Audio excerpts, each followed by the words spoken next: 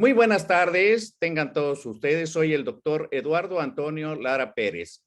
A nombre de la Academia Mexicana de Pediatría y la Fraternidad Médica por la Salud, Médicos Unidos por México, quiero presentar el día de hoy, platicando con el experto, vamos a hablar acerca de la variante Omicron.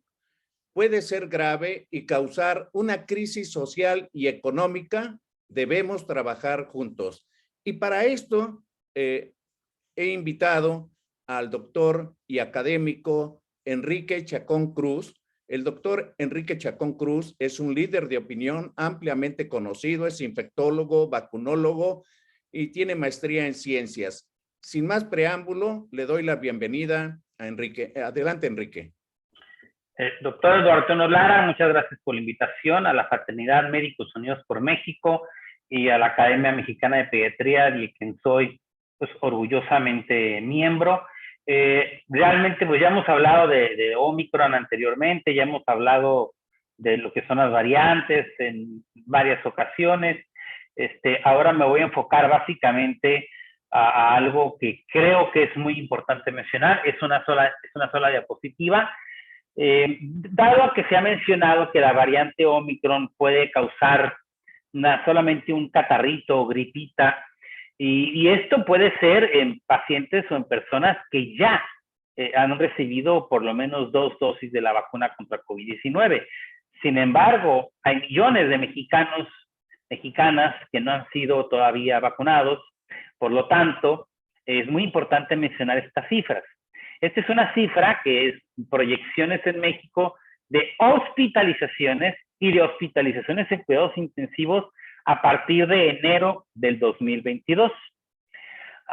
Este es un modelo de la Universidad de Washington y el epidemiólogo estatal, el doctor Francisco Sueta, con el doctor Néstor, que son epidemiólogos del estado de California, están utilizando este modelo con las proyecciones en México. También tenemos proyecciones de diferentes estados.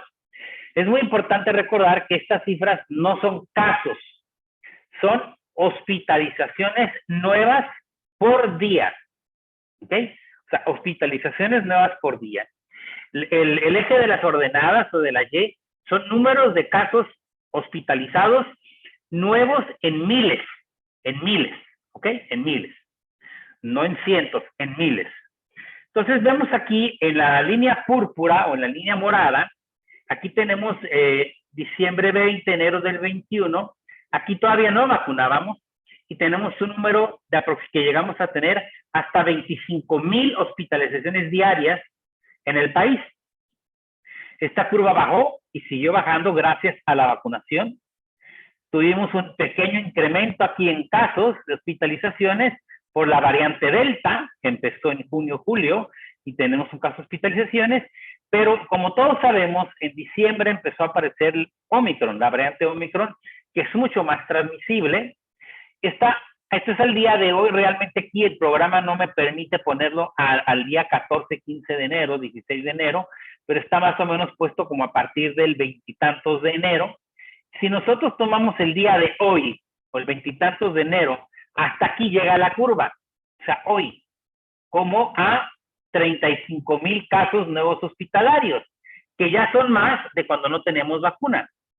Pero si no hacemos nada por aplanar la curva, esto es distancia, vacunación, evitar aglomeraciones, usar mascarillas, etcétera, etcétera, vamos a llegar, en base a esta estimación, a más de 55,000 hospitalizaciones por día. Si vemos la curva verde, que son hospitalizados en terapia intensiva, muchos de ellos intubados, bueno, vemos la primera curva, está un poco alta, cerca de 3,000 o 4,000 intubados o en terapia intensiva. Vino la variante, bajó por la vacunación, vino la variante Delta, y la variante Delta pues hubo más casos, pero si seguimos ahora con la variante Omicron, dado que infecta a millones y millones diarios, por proporción, una proporción de ellos van a ser hospitalizados, pero casi siempre van a ser los no vacunados, los que contagian 16 veces más que los vacunados, y los que se hospitalizan. Y vean, ahorita tenemos ya aproximadamente cerca, arribita de 7,000 hospitalizados en terapia intensiva y vamos a llegar hasta tener cerca de unos 12,000 hospitalizados en terapia intensiva en México. Esto, tanto hospitalizados no graves como hospitalizados graves en terapia intensiva, por mucho sobrepasa la capacidad hospitalaria que tenemos en el país.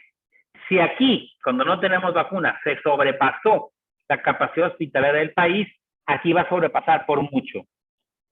Si nosotros seguimos con las mismas actividades, o sea, no nos vacunamos, no usamos mascarillas, seguimos yendo a bares, a antros, no nos cuidamos en los medios de transporte, no usamos la mascarilla apropiadamente o de plano no la usamos, esto se va a saturar, vamos a pasar a semáforo rojo y se va a paralizar la educación, la economía, etcétera. Esto no es solo responsabilidad del gobierno, esto es responsabilidad también de toda la ciudadanía, de la comunidad. En resumen, México está teniendo, como todo el mundo, está teniendo un problema grave con la variante Omicron. Este problema se va a incrementar si no hacemos medidas drásticas para evitar transmisión ya. Y esperemos que entendamos que esto es un panorama sombrío y que lo tenemos que cambiar. Y es todo. Muchísimas gracias.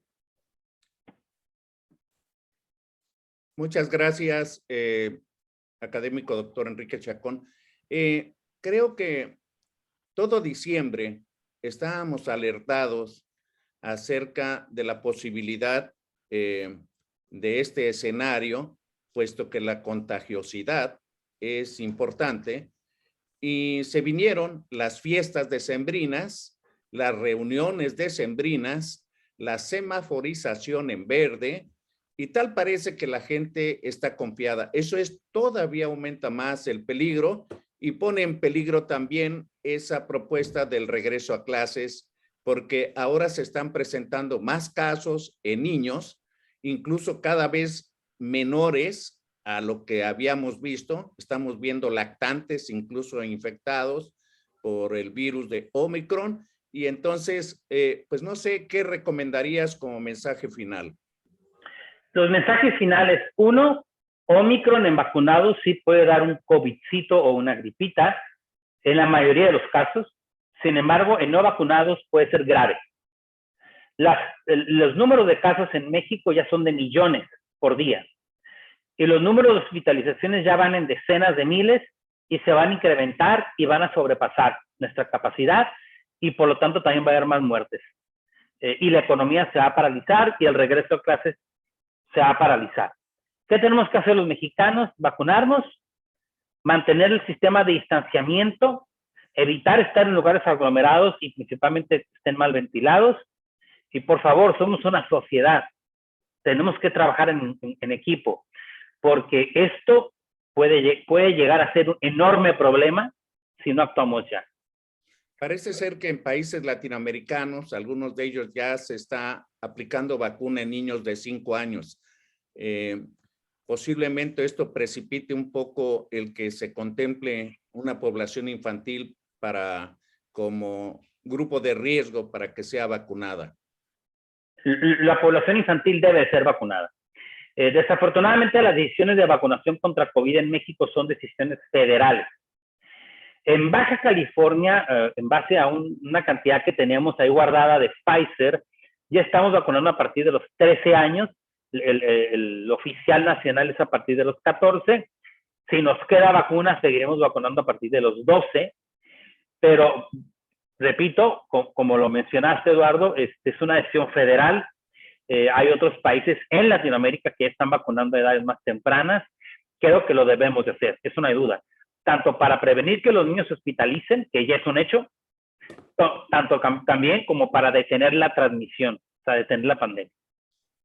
Definitivamente, la solución es vacunas, distanciamiento y cuidarse todos, una responsabilidad de cada uno. Quiero agradecer al académico doctor Enrique Chacón Cruz su participación de actualización de información para servicio de la comunidad. A nombre de la Academia Mexicana de Pediatría y la Fraternidad Médica por la Salud, les deseamos una buena tarde. Cuídense, por favor. Gracias y hasta pronto.